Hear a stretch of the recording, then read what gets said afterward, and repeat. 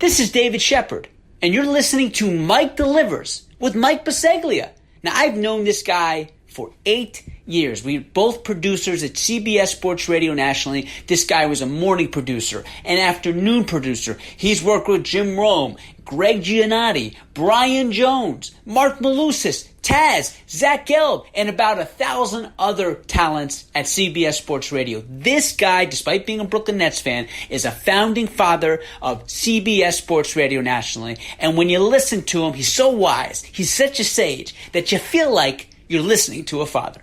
It is worth checking out. Mike Delivers podcast. You don't want to miss it, folks. It is well worth it. Peace!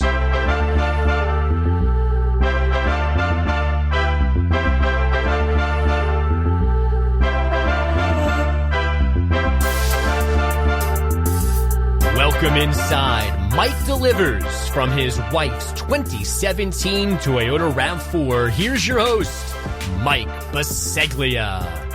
That's right, this is Mike Delivers, episode number 131. And I'm your host, Mike Biseglia. And I'm coming to you from my wife's dining room table in Bloomfield, New Jersey. I've done 1,837 deliveries, have not, will not steal food from anybody. People keep asking me, people on the streets that have heard of this podcast, are you stealing food? Are you taking french fries? Are you taking chips? Are you taking lobster rolls?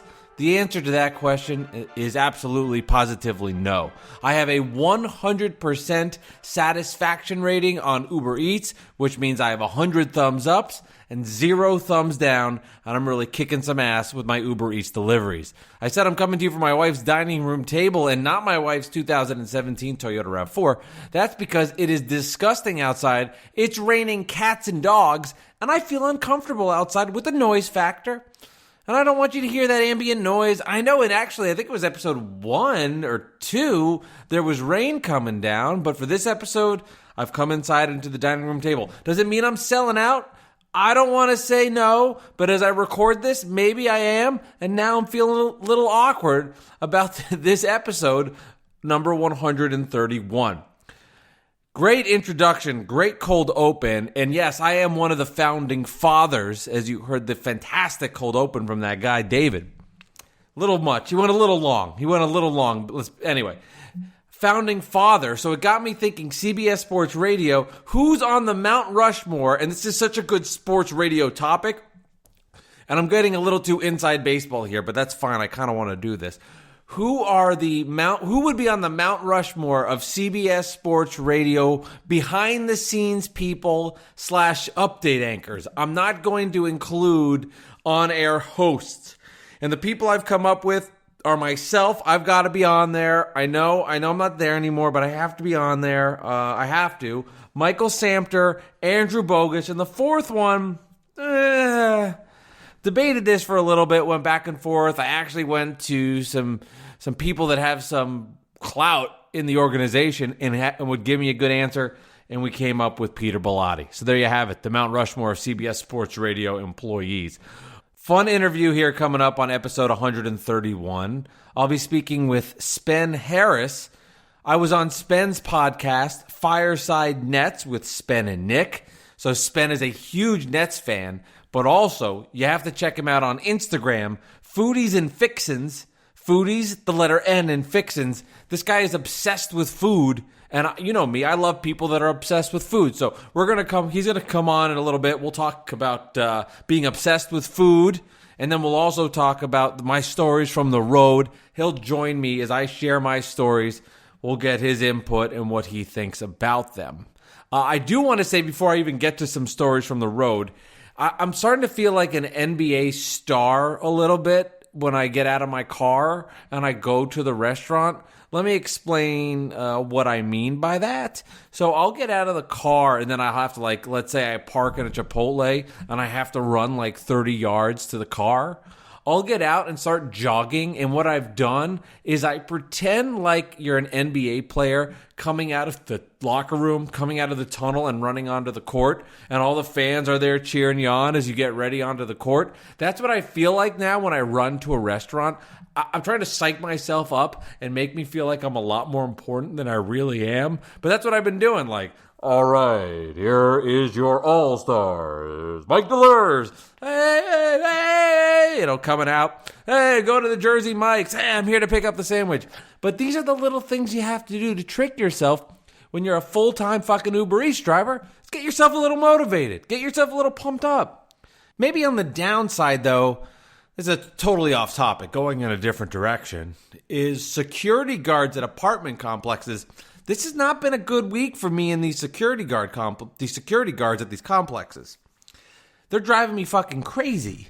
So one stop was a place in, I believe I was in Fort Lee, New Jersey, and the note from the customer said, please hand the food off to the security guard in the lobby. So that's what I did, and I get there. And then the security guard starts yelling at me, no, this is not the right place. You need to go in the back. That's where you do delivery drop-offs. And I'm like, well, I'm sorry. This person specifically said to you. He goes, I don't really care. And then I swear to God, he was like showing off his fucking gun. I'm like, oh, hello, I'm dropping off pho from a Vietnamese restaurant. Like, this is not that big of a deal. Just fucking take the thing. So I'm not going to fuck with the guy. He's just driving me crazy. I go to the back. Go in there, and then this is my favorite part of this whole thing is from the back of the apartment complex, I can see the guy 10 yards away. Like, why did he not just take the food instead of me having to drive around? Then I have to go to the back, drop off the food, and that's where he's standing. I understand there's protocols that they want to keep, but holy shit, was that ridiculous. You could have done me a solid. The other security guard issue, which drove me freaking crazy, was I went to a spot in Bloomfield, New Jersey, and the amount of shit this person gave me for saying that I have to go up to their apartment, I couldn't drop off the food in the main lobby, kind of rude to me about it, fine, whatever. But what drove me nuts is I did a delivery then a couple days later, and she told me the exact opposite protocol. So it's like, make up your mind. So what I'm trying to get is sometimes I think the security guards, they just want to mess with the delivery driver, and they actually don't have protocol. They just look inside my soul and see how angry it makes me, and that's the direction they want to take. I'm like, was she maybe fucking with me because she knew what she said last time? Did she forget who I was? These are questions I don't have the answers to, but questions I want answers to. Very good diction out of me right there. These were kind of stories from the road, but me just ranting and raving a little bit. I had to get that off my chest. All right, let's talk some food. We'll talk to my guy, Spen Harris. Let's get to it. Stories from the road. All right, it's the Mike Delivers podcast, and I love talking food. I love talking stories from the road. I love talking to net fans that like food. That's like instant love right there. And the man I have on the line right now to talk about all of that, do some stories from the road, talk about some food, is Spen Harris. He joins the Mike Delivers podcast. And Spen, we'll talk about your Nets podcast because I thought I dig it. I was on it. I enjoyed coming on it. Fireside Nets with Spen and Nick.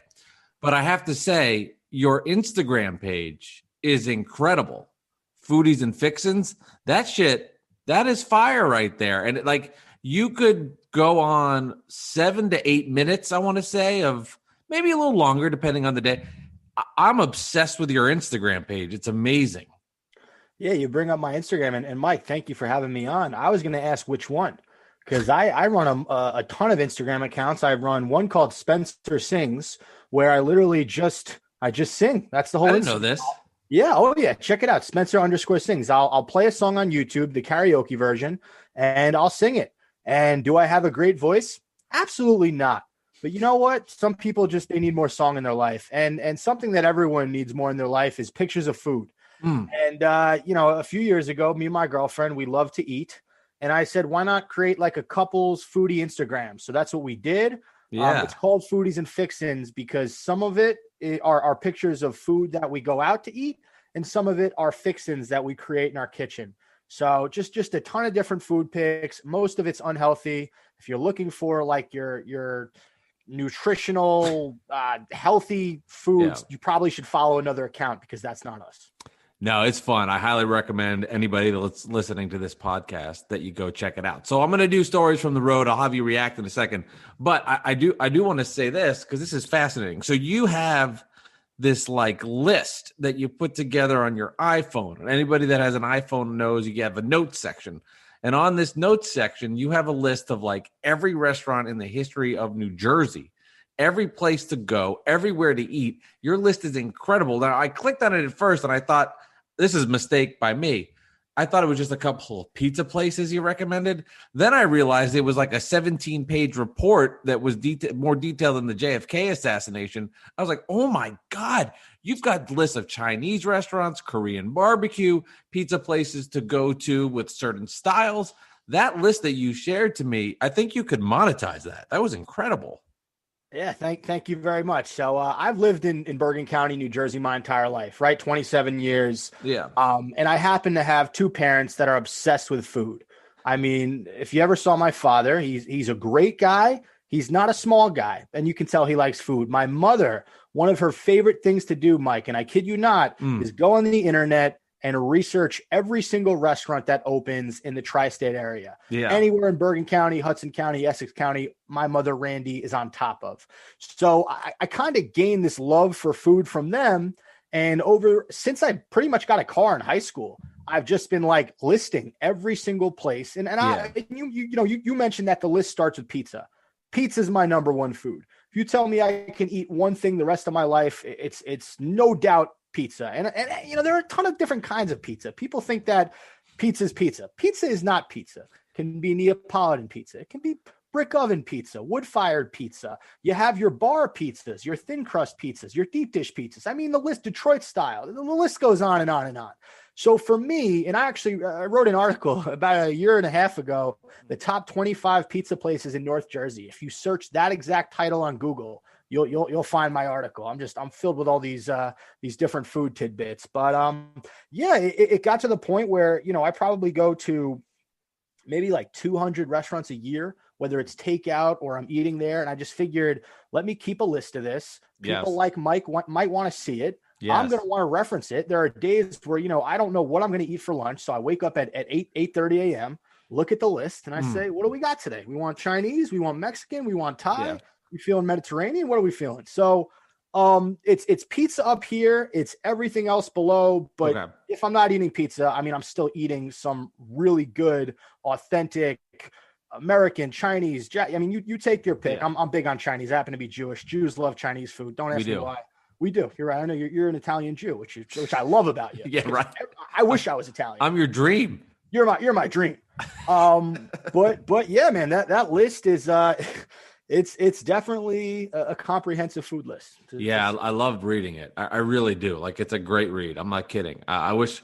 I don't know. It's awesome stuff. I'm glad you mentioned Detroit style pizza. That's my new thing. I love Detroit style pizza. We have a place in Bloomfield, New Jersey called Blue Steel that just opened up a couple of months ago. So maybe add that to your list. Blue Steel Pizza in Bloomfield, New Jersey. Detroit style pizza. Very good. I like that a lot. Are they sponsored by Zoolander? No, they are not. But that's fair point. I'm still going to give it's the pan. Right. They're steel pan. In New York City, there's a few places for Detroit style pizza. Lions and Tigers and Squares is a famous one. You also have Emmy Squared. Those are two places I highly recommend for Detroit style. But I did not know that we had one in New Jersey. We do. I'll have to check it out. Yeah, it's cool. Just opened up maybe a couple of months ago. So this was funny. You sent me an Instagram post of Dave Portnoy does the pizza reviews, and he went to a spot in North Bergen, New Jersey called La Sorrentina. Yes. And you're like, hey, check out this video, which I did, fun, whatever. Looked up the pizza. So I've done, and I started this episode by saying I've done 1,837 deliveries. That's 18 months-ish worth of Uber Eats deliveries. I have never been to North Bergen, first off, like never even been there. Okay. So usually I stick in the Essex County area, but just the way, the wind blows, sometimes you go from one restaurant to another and to another person's house. And all of a sudden you end up in different areas. And I got to Fort Lee. And then from there, I kind of made the connection. I was closer in Bergen County, and I get an order and it says North Bergen and it says La Sorrentina, and it pops up on the app. And I'm like, that sounds very familiar. And then I was like, is that the place that Spen recommended that said it's like his favorite pizza place? So I'm stopped at a red light and I'm scrolling through your text. I'm like, holy shit, that's the place. So I picked up the food from there. They got 3 different pizzas. The parking there sucked. Terrible parking. And there was a cop all around there. So I couldn't fucking double park. So I went all the way down the street, sprinted my ass off, went in there, got the 3 pizzas, left. It was a good paying job. And when I dropped off the pizzas to the family I met, I told them the whole story. I had to tell them. And these people must have thought I was nuts. They're like, just give me the food and leave me alone. But I had to tell them that story. I was blown away that was probably order 1,008. No, that was order 1,837. I haven't done a new one. That's my last order. And I knew you were coming on the podcast right after that. That blows my mind. When people say it's a small world, that's what they mean.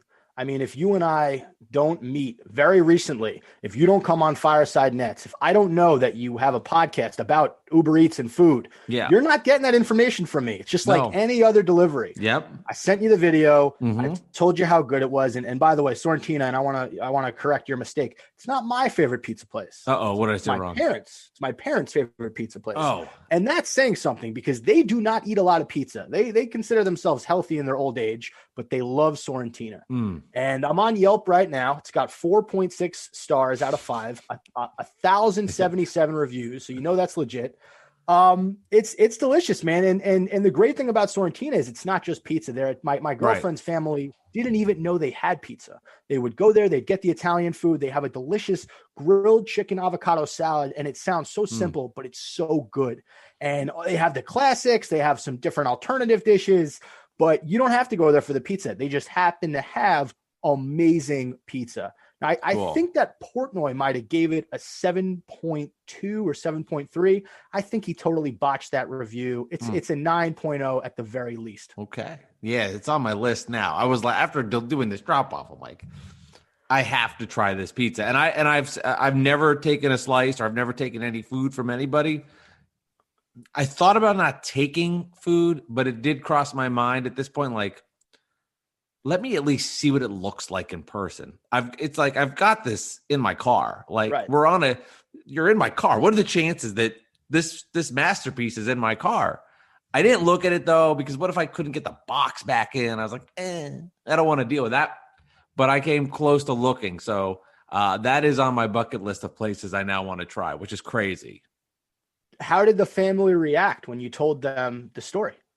They were like, you do a podcast about being a delivery driver? That's pretty cool. And they're like, yeah, this place is good. It's really good. And they were responsive to it. And then I got mad at myself because I walked away and I said, should have told them the name of the podcast. That would have helped subscribers and downloads. And then they could have heard a shout out of them. But at that point, I was like, I left. Got to my car. I thought it would have been, what's the word? Bizarre. Yeah. If I walked back to their house, rang the doorbell and said, by the way, here's the podcast, 5 stars if you don't mind. Leave a comment. I didn't go that far, but I should have. But I thought that was really cool. So I was glad that you told me that. I'm glad that's my final drop off. Very serendipitous for all of this coming together. Real quick question: where did you deliver the pizza to? What town? Because I want to know if they got it like piping hot, or did they get it a little bit, maybe room temperature? Good question. They got it piping hot. Or, I shouldn't say that because I don't know how long the box was sitting in the restaurant before I got there because, again, it took me forever to find a parking space. But they lived, I want to say, 0.6 miles from the restaurant. I mean, it was very close. I mean, this was a family that lived in the area and knew this was the place to go to. So very close, quick and easy. I don't have to get too deep into the math. But it was a 10-minute delivery that paid me $10, which is pretty good. If you think about it, if you were to do that all the time, $60 an hour, do the math, that's not a terrible paying job. So this was a good one. $10, real quick. It ended up taking more like 20 minutes, because the parking is terrible. But it was awesome. Good paying job. People were nice. And it was last place. It was meant to be. It was meant to be. I love that story. Also, North Bergen, La Sorrentina, as you mentioned. Om is the other really good pizza place in North Bergen. Those are my top 2 places in North Bergen, and I'm missing one. I think it's called Porto with an O. Don't get that confused with Porta. Porta's, there's a few Portas, one in Hoboken, I believe, or no, one in Jersey City. Asbury Park. Well, Asbury Park too. Porto in North Bergen, also delicious. I just gave you guys 3 delicious places within probably 2 to 3 miles of each other. All right, let's get to some stories from the road. All right, picked up an order and I was headed over into Montclair, New Jersey. And this was going into one of these apartment complexes where you need to have, the code to get in. So the person writes in the little description, hey, enter 1805. That's the code to get into the house or get into the apartment complex to get to the apartment. But it just timed out, which was great for me. And as a delivery driver, this is the stuff you live for, where there just so happened to be a young boy and like his grandma that were walking behind me. So pretending to be a nice person, I held the door for them like, oh, let me be nice. Truth be told, I just wanted access into the apartment complex. I didn't care at all to be a nice human being and hold the door for them. But the gimmick worked. Held the door for them. They then took the key fob and they opened the door and let me in. We went into the elevator together. Everybody's wearing their masks, doing the right stuff. And then all of a sudden, we're going up the elevator and she goes to her son, you're really dumb. You've got to do better in school or you'll be working in McDonald's. And then the little boy goes, maybe I want to work in McDonald's. She goes, no, you can't do that. You're really dumb. I left the elevator personally like appalled. I couldn't believe that she told her, I guess her grandson, that he was essentially stupid. And he just rolled with it and was like, I want to work at McDonald's. I was shocked. And honestly, I thought that was kind of a bad move. Like, I have an 11-week-old son. I'm not going to say that to him. Your thoughts in hearing that and just the overall transaction of everything that happened on this Uber Eats delivery that turned into like kid bashing about intelligence. Yeah. So I guess, every parent has a different parenting style, right? Right. And there's a few ways you can approach a situation if your child isn't doing well in school. Sit them down, tell them they need to do better. I think that's what it was, a mother and her child. It was a mother or grandma. I couldn't the age. I want to say grandma, but I can't confirm that. I guess this guardian thought that by telling the child that he was dumb, it will inspire him or motivate him to prove her wrong. Right. What I'm hoping is this kid takes that. He works his butt off for the rest of high school. I'm sorry, the rest of his life until he gets to high school, gets into a great college, gets a 6-figure job out of college, goes back to the grandma, mother, guardian person, and just goes, hey, I'm not working at McDonald's. Or he becomes like the CFO or CMO at McDonald's. And he says, like, hey, you told me I'm going to be working at McDonald's when I'm older. You weren't wrong, but I'm making 6 figures. Yes. It kind of reminds me of like Rocky 1 with Mickey and Rocky. Okay. Mickey just calls Rocky a bum for the whole first half of the movie, and Rocky takes it personally, and then he actually gets good at boxing. So it's interesting, man. Personally, I'm not using that tactic when I have children. I'm not gonna call my son or daughter dumb, but I get it. I understand what that guardian is trying to accomplish with that message. Yeah, I was just standing there minding my own business, like being uptight and anxious in an elevator with other people. And I heard that and I was like, holy shit. I could not believe it. But I did find it inspiring that the kid said, you know what? I want to work at McDonald's. I was like, who cares? Screw you, grandma. Like, doesn't matter. Don't judge me. And, I'll get my grades up. So I wish, I do wish, like what you said, we could have a conclusion to this. I mean, an option is after, and this is on your list, we could go to Appi's in Montclair, get pizza. And then you like that? I'll put that together. This apartment complex was down the street. We could just go for Appi's and then wait outside this building every day for the next 40 to 50 years until we see what ends up happening to this family. Oh, I love it. I'm 100% down to that. Do you have a visual of what these two people look like? I do. Yeah. And, we'll hope they don't age and just look like the same age forever. And maybe you and I can go to his teachers, find out what his grades are, and see if he's improving dramatically throughout elementary school, middle school, high school. We can keep tabs on him in a totally non-creepy way. All right, picked up from a restaurant in Bloomfield, New Jersey, and shame on me because I should know better because at this restaurant, the food is never ready on time. And as a delivery driver, I like going to the restaurants where I know the bag will be sitting there, take the bag, mosey on over. But I should have known better. The food is never ready at this restaurant. It's an Indian restaurant in Bloomfield, New Jersey, and it's just never ready. But the money was good. The time was good. I was like, all right, let's just do it. So I go in there and I am waiting. And he says it'll be 5 minutes. And 5 minutes to Uber Eats drivers means you're fucked. I knew it wasn't going to be 5 minutes. But you know what? At this point, I'm all in. I'm waiting around. So time passes, and this woman walks into the restaurant. She's not wearing a mask. And the guy pleads with her, yeah, if you're coming in here, you have to wear a mask. You have to wear a mask. She's like, I don't understand. It's like, if you're coming in here, you have to wear a mask. And something seemed a little bit off about her. Like she didn't seem like she was all there at the moment. So she goes, okay, I have a mask in my bag. So she goes to open up her bag. And I peeked in her bag. Because at this point, I'm like, I got to see what's in this bag. She had empty bottles of cranberry juice. It was just filled with empty bottles of cranberry juice. No mask in there.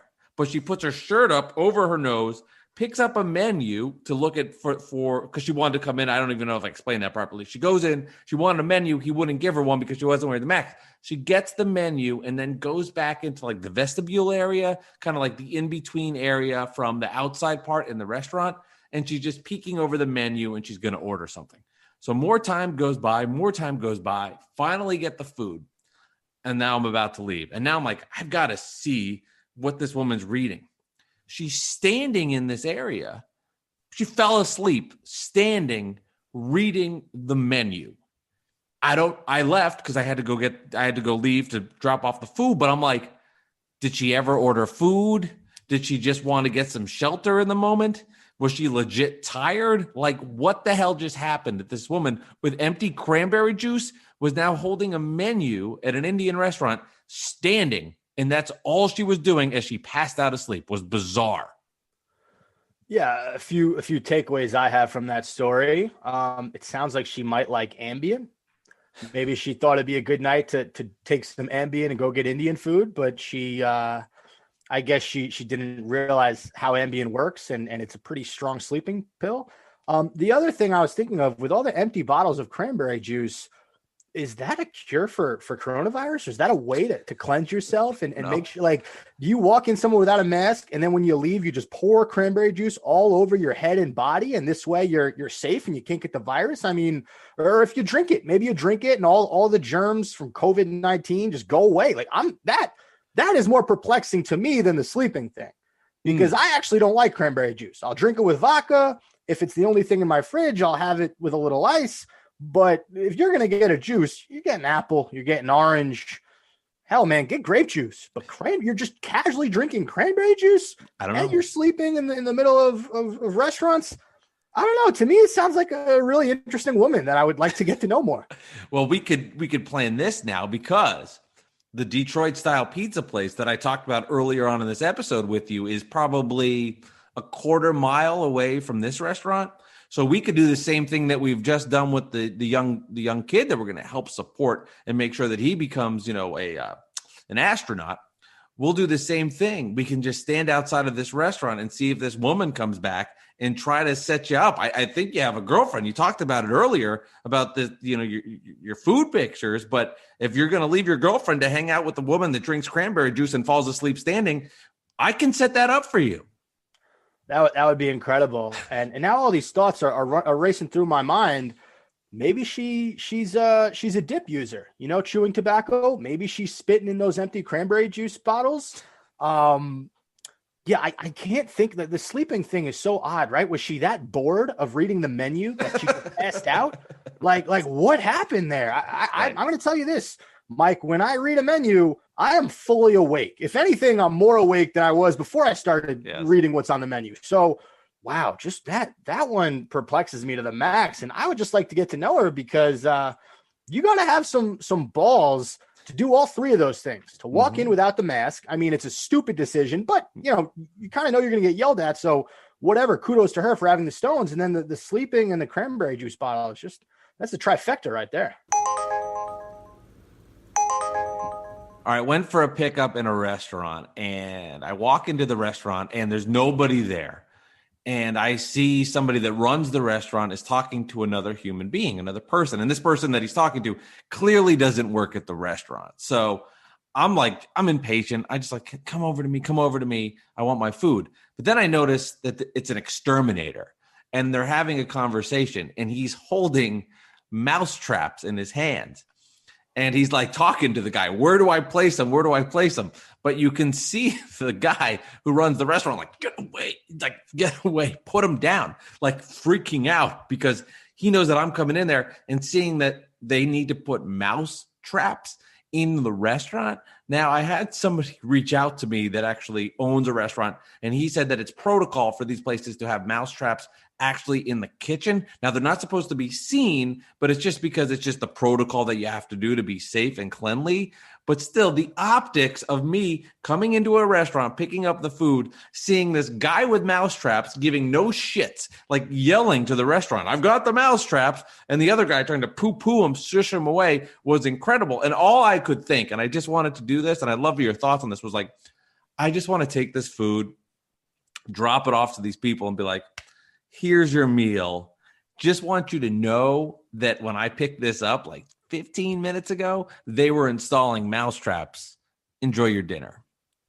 Did you say that? I did not, but I thought that'd be great content. But I don't have the balls as the delivery driver to tell somebody that. At this point, it's like, good luck, enjoy.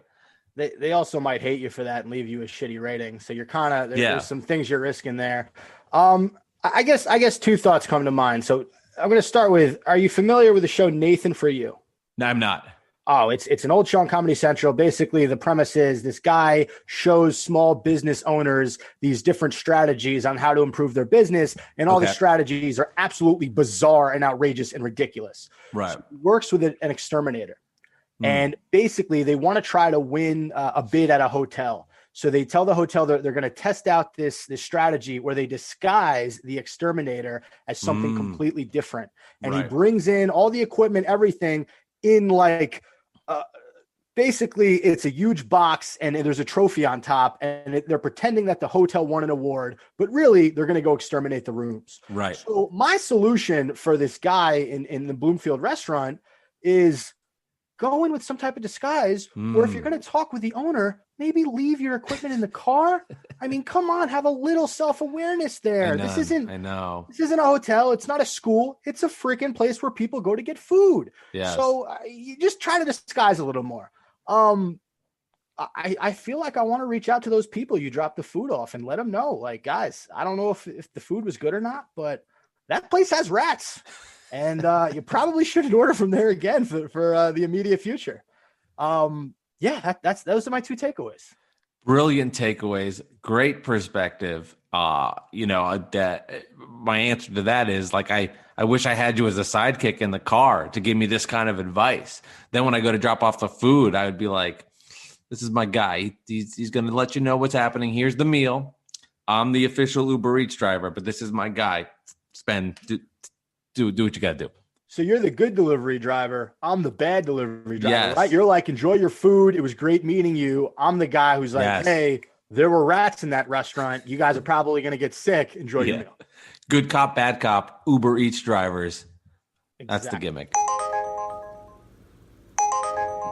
Final story from the road for you. Picking up, first time I've ever picked up from this restaurant, and it's a local establishment that I've been by a bajillion times, but never really picked up from here. So that was kind of exciting for me as an Uber Eats driver, just going somewhere different. And I walk into the restaurant and waiting for the food, talk to the manager. He says it'll be a couple minutes. And there's this guy sitting in the front of the restaurant, eating food and just sitting there. And as he's eating, he just starts going,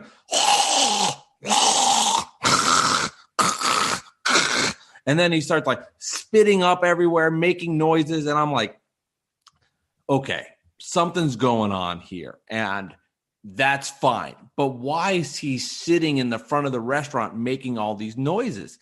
And what was really strange was the manager went back to him. He goes, your Uber's coming, Joe. Just will be here in a couple minutes. And he's snorting and making noises, boogers flying out of his mouth. Just could not be more disgusting. How could the manager of this restaurant, maybe it was the owner, allow this human being to sit in the front and be around other customers. It blew my mind that nobody seemed to know. I was like, does anybody see this guy? This is repulsive.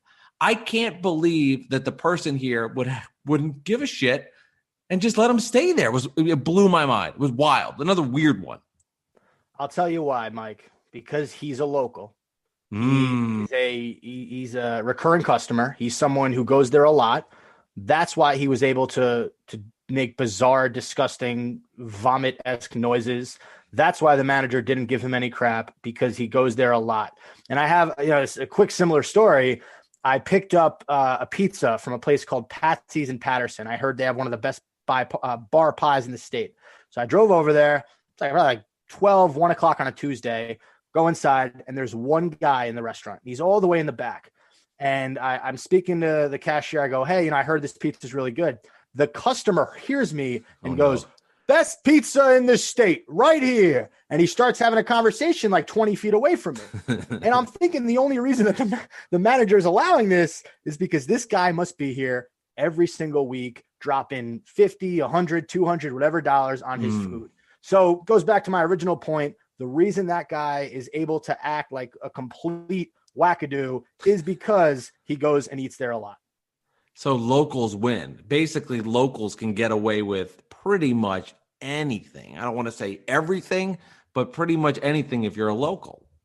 I'll even give you another example, and this is a hypothetical. You go to a bar, and there is a guy who's wasted, and he is acting like a complete jerk. He's falling all over the place, being obnoxious. If he is a first-timer there, he will be booted, and he will be banned from the bar. If he is someone who's there every single week, the bartender is going to come over. They're going to walk him outside. They're going to give him water. They're going to treat him like he's royalty. Because even though this guy might have a drinking problem, even though he doesn't know when to stop, he's a great customer. And that is, I guess, the novelty of being a local somewhere or a usual customer. You get these different benefits that first-timers or second-timers won't receive. All right. Thanks for the stories from the road. That was a lot of fun. Enjoyed that. Enjoyed your perspective. You clearly know what you're talking about. And your analysis on Uber Eats deliveries was simply incredible. So a couple more questions for you. First thing that comes to your mind, all I ask for is your honesty. Okay. What do you prefer, cake or pie? Oof. It depends on the type of cake. If it's ice cream cake, then it's cake. If it's any other cake, then it's pie. Waffle or pancake? Waffle. Here's a hypothetical if you're an Uber Eats driver. I want to know what you would do. If you're delivering and you drop off food to somebody and you have to pee so bad, like it's at the point where you can't hold it in anymore and there's nothing you can do about it. I give you two options. Would you rather drop off the food, go back in your car and pee in a bottle? Or would you rather have the stones to drop off the food and say, I'm sorry, ma'am. Can I pee in your bathroom? What would you pick? It depends on the customer. If I think that the person answering the door would allow me to do it, then I'm going to ask. But if I open the door and they just want nothing to do with me, they have a mean look on their face, they're just like, give me my food and get the F out of here, I'm going bottle. I'm not scared to pee in a bottle, but I'd much rather pee in a stranger's home. All right, let's pretend you're the delivery driver and I'm the person. So you're holding two pizzas and you ring the doorbell. I open up the door and I go, oh, thank you so much. Appreciate it. I put a tip on the app for you. Hey, I'm sorry to do this, but I have been drinking so much water on the way over here. It was a long drive. And I was just wondering, and you can totally say no. If you'd allow me to use your bathroom, I'll be 2 seconds. It'll be in and out. Is that okay? Is that something that you would allow? I mean, we're really hungry. Do I have to, can I open the food with you? Whoa. First of all, are you really going to take a shit and you're just saying that to get in the door? Don't mess with me now. I see that you've got a couple thumbs down on your ratings. I know, be honest with me. This is a number one. This is absolutely a number one. I shit in the mornings. I don't shit at night. Look, you can say no. I'll go in my car, pee in a bottle, and there's a chance I might be arrested for that. I really just, I'll be 2 seconds. You will never see me again. I promise. I'm a clean guy. I won't make a mess in your bathroom. 2 seconds and I'm out. All right, you can come inside. All right, I appreciate that. I'm excited for this question because you're a good eater. Best thing you ate this past week from 7 days from right now? Ooh, best thing I ate this past week. Okay, so I tried a Georgian place in Fair Lawn, New Jersey, called Shoddy Bread House. Nice. And what they have, Mike, they have basically, it's almost like a Georgian calzone pizza combo. It's a huge boat of like basically some type of phyllo dough. Inside that phyllo dough is cheese, a big thing of gooey hot cheese, and on top of that cheese is an egg. And it was one of the most insanely delicious things I've ever eaten. If you're a cheese lover, if you like fried things, like it was incredible. And it came in a pizza box. So it's kind of shaped, it's a boat, but it's as big as a pizza. I split it 4 ways with my family. Incredible. Shoddy Bread House in Fair Lawn, New Jersey. It was the best thing I've eaten in the last 7 days. Ready to hate me? I'm picky about the cheese I like. I only like a couple types, and I despise eggs. Okay, so I'm with you on the eggs. I eat eggs because, I don't know, I sort of learned to eat egg. Like, I was a picky eater growing up, which is funny because I love food now, but I tried sushi before I tried a burger. Like little things I'm like with that. you there. I'm crazy. So with eggs, I'm not crazy about eggs, but and I'm the same with cheese. Like, for example, Gouda, I can't stand. Gorgonzola for me is like the worst cheese in the world. I can't eat Gorgonzola. Mozzarella, burrata, ricotta, cheddar, provolone, I'm good with all those guys, especially Italian cheeses. Those are my favorite, not Gorgonzola. Having said that, this cheese was closer to a mozzarella than anything. Okay. And I think you can also get the dish without the egg. Okay. All right. Fair answer. And final one, I ask you're just honest with me. A year from now, you're sending out your wedding invitations. Do you invite me to your wedding? Oh, wow. That's a good question. And honestly, the way that my timeline kind of works, that might be applicable in my personal life. Yeah, I do. You know what? We've had limited interactions in the past few weeks, but every interaction we've had, it was really solid.